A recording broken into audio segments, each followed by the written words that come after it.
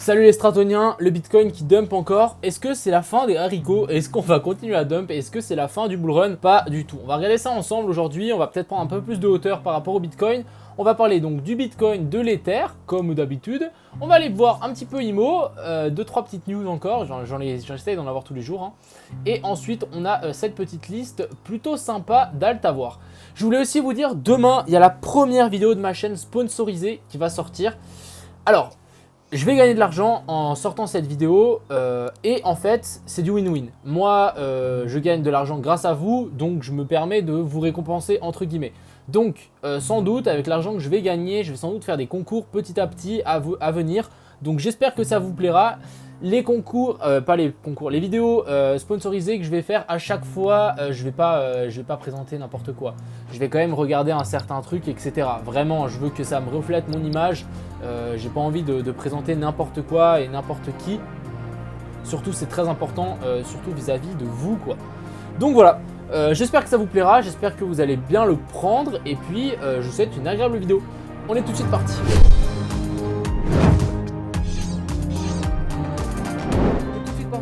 Pour le Bitcoin qui dump un petit peu, mais regardez-moi, peut-être en grande vue, en grand plan, est-ce que vraiment ceci est le top? Pas du tout. Un top, ça monte vraiment, c'est droit, c'est vertical, c'est exponentiel, on n'y est pas du tout.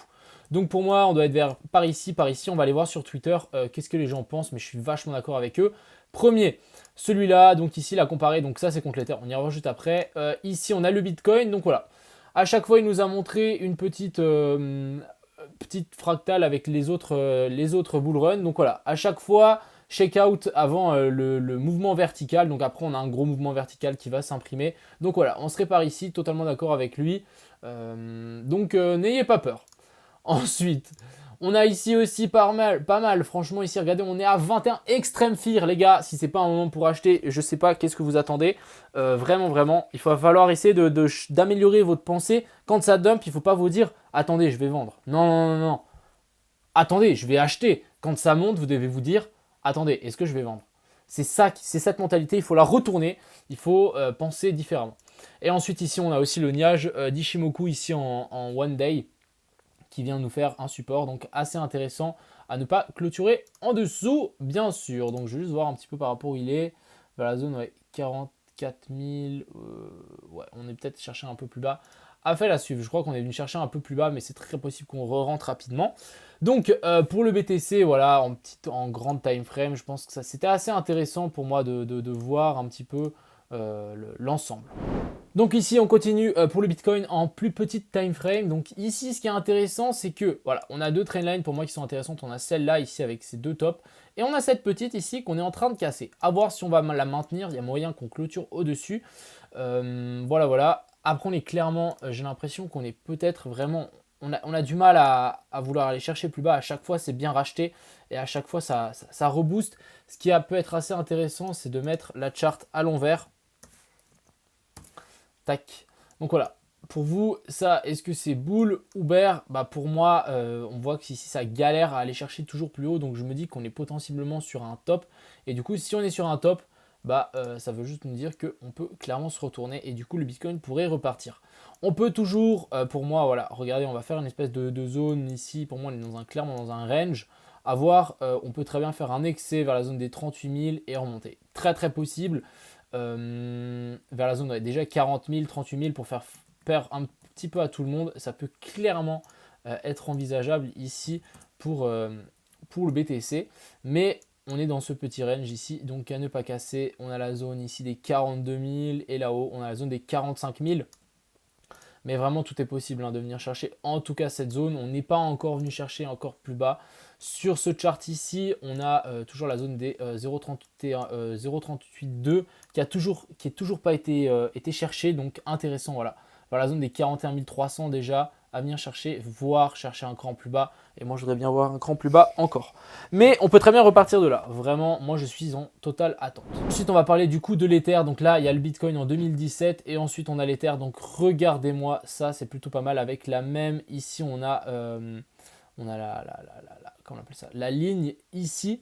Et ce qui est intéressant, c'est que voilà, c'est avec quelques mois de différence. Donc là, le 24, le 20, 25. Et regardez-moi, on laisse faire sur un dump et ensuite décollage. on est sur un petit dump et ensuite décollage. Je suis totalement d'accord avec cette charte et voilà, ça pourrait nous pousser vers la zone des 17 000 voire même plus. Donc voilà, ma target des 17 500 pour l'Ether à ne pas sous-estimer ici. Et du coup, notre cher ami Petit Ether qui est en train de corriger doucement mais sûrement. Pour l'instant, il nous maintient la zone des 0,382, donc c'est plutôt correct pour l'Ether. On peut tirer un petit Fibo ici pour voir ce qui nous sort. Tac, de là à là, on est revenu pile poil sur la zone des 0,618, donc intéressant si on repart par depuis là. Donc pour moi, ça aurait été un bon point d'achat pour mettre ses ordres. Affaire à suivre ici. Ensuite, on va parler donc de IMO qui continue un petit peu à stagner ici. Donc ça, c'est plutôt sympa. Ce que je voulais vous dire, c'est que le dev, donc il a bientôt fini, comment on appelle ça? Il a bientôt fini le nouveau site internet. Ça, c'est super. On est en train de faire un super plan marketing. Donc je pense que vous allez être régalés. Donc toujours intéressant ici. On vient de passer, pour moi, là, les barres des 1600 adresses. Donc, franchement, chapeau. Merci à tous de votre confiance. Et de plus aussi pour IMO. Donc, il y a l'offre totale en circulation qui a été rajoutée ici. Et le market cap. Donc, on est à 1,4 million de market cap. Ce qui est, mais rien. Rien. Voilà. Je voulais vous dire ça. C'est nada. Ensuite, ici, on a le BNB. Donc, le BNB, qu'est-ce qu'il fait? Il vient latéraliser sur la zone des 0,382. Donc, vraiment, pour moi, c'est une zone assez importante. Si on lâche, on ira chercher un cran plus bas. Et ça serait dommage. Mais un petit rebond ici, franchement, je le verrais bien. Pourquoi pas faire ceci? Là, on pourrait voir une grosse épaule, tête-épaule qui pourrait se former. Mais pour l'instant, c'est pas que de l'actualité, mais je verrais bien un rebond sur cette zone ici. Ensuite, on a BZRX qui vraiment nous joue avec le feu. Ici, on est vraiment au bord de cette trendline à ne pas casser. Sinon, direction la zone des 0,55 comme hier. Ça n'a pas. Ensuite, on a Cake qui se fait bien racheter sur la zone des 0,5. On a effectivement ici une petite zone de support sur laquelle on est en train de venir s'appuyer. Peut-être passer en cire, je voulais voir s'il y a il y a une belle divergence ici.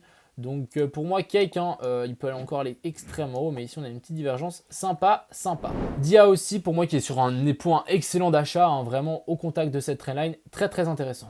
Ici, du coup, on a EOS, donc le Fibo, en fait, je l'avais tiré depuis ce dernier top ici, mais en fait non, je devrais plutôt le tirer à partir de là. Là, on a tiré du coup ce Fibo et on aura la zone des 0,68 ici, donc la zone des 8. 7,9, donc plutôt intéressant par ici.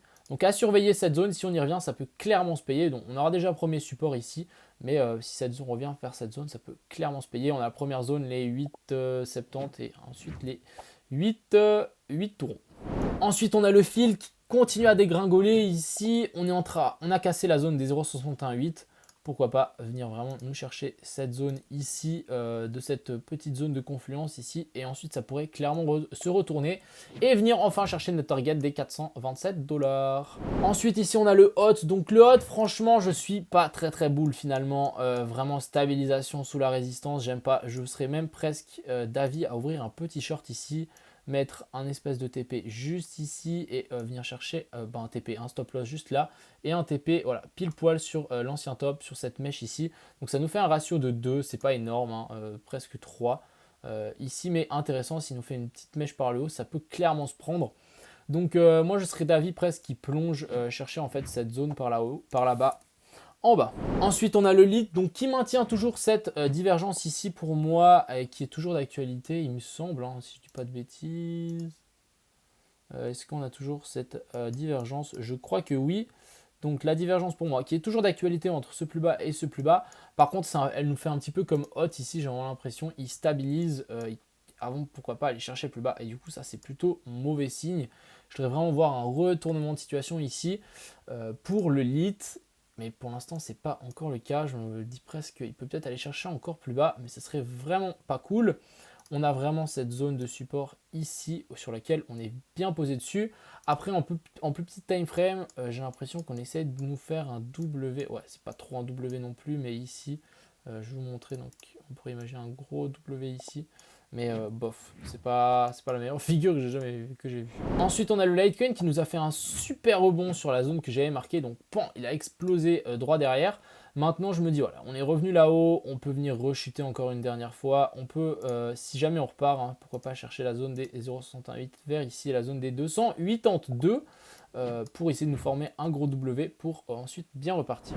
Ensuite, on a Matic. Donc, comme je l'avais dit, on était en train de faire cette petite cube avec cette trendline. Et au moment où on allait casser cette trendline, bah, ça nous a enclenché un nouveau pump. Donc, c'est exactement ce qui s'est passé. Plutôt content. Ensuite, on va tirer un petit Fibo pour voir où il pourrait corriger, pour pourquoi pas essayer de re-rentrer. Voilà. On a la zone ici des 1,73. Je vais tirer une petite alarme ici. On aurait aussi la zone de ces anciens tops là à venir chercher. Donc voilà, deux zones, la zone des 1,84 et un plus bas, 1,77. Ensuite, on a PSG qui nous fait un magnifique rebond sur la zone des 0,68. Parfait, rien à dire, parfait. Je pense qu'il pourrait clairement aller chercher plus beau. Largement. Ensuite, on a Sia qui est venu tester cette trendline mais parfaitement. Donc maintenant, on rebondit à voir si ça tient ou pas. Je vais vraiment attendre une consolidation ici, mais ça peut être très bon point d'entrée. Ensuite, on a Sol qui nous a fait ce petit bull flag ici, donc très très propre. Il repart. On est venu chercher la zone des 0,38,2. Ça repart instant. Donc pour les gens qui sont dedans, je vous invite à hold. Et puis je pense que ça peut monter encore un petit bout. On pourrait presque imaginer de faire ça. Donc hop. Tac, et puis ça, on replace ici. En plus, on a fait un magnifique petit retour très très bas avant de repartir. Voilà. Une target vers la zone des 69-70 est envisageable. Ensuite, on a TRX, donc toujours sur cette zone de support, excusez-moi. On peut, à mon avis, venir chercher un peu plus bas, donc la zone des 1$. Je vais 10 centimes, excusez-moi. Je vais mettre une alarme si jamais on y revient. Je pense que ça peut être une excellente zone pour mettre ses achats, ses ordres ici en bas. Ensuite, on a vide, donc ici en weekly, on est venu chercher pile poil la zone 0,68. Par contre, ça, je dois tirer jusque tout en haut, donc un peu plus, on est venu chercher un peu plus bas. Voilà, il va falloir que je réadapte maintenant mon Fibo. Ouais, on est venu chercher un cran plus bas et on continue à descendre, mais vraiment c'est lent, c'est pénible. Donc ça c'est moyen. Vraiment, je voudrais vraiment attendre une belle consolidation bien lente et nous fasse quelque chose comme ceci. Et on pourrait imaginer un gros W bottom qui se forme ici. Je ne le verrai pas casser en tout cas plus bas. Si on casse ici, ça sera mauvais signe. On peut venir chercher en fait le top qu'on a là. Très très possible, donc vers la zone des 13,5, 13 centimes, 135 centimes, excusez-moi, voilà, et revenir vers là-dessus pour ensuite repartir, ça peut se payer. Ensuite, on a le One qui fait partie du coup de ces pépites, il est revenu de nouveau, donc il nous a fait quand même un gros M-top, il est revenu là-dessus, je pense qu'il va falloir attendre que ça consolide bien avant de repartir, mais on est sur une grosse zone de support ici, affaire à suivre, ça pourrait clairement tenir. Ensuite, on a XRP, donc à ce qui paraît, il y a eu un gros débat aujourd'hui dans le groupe, donc groupe Telegram que je vous invite à rejoindre bien sûr.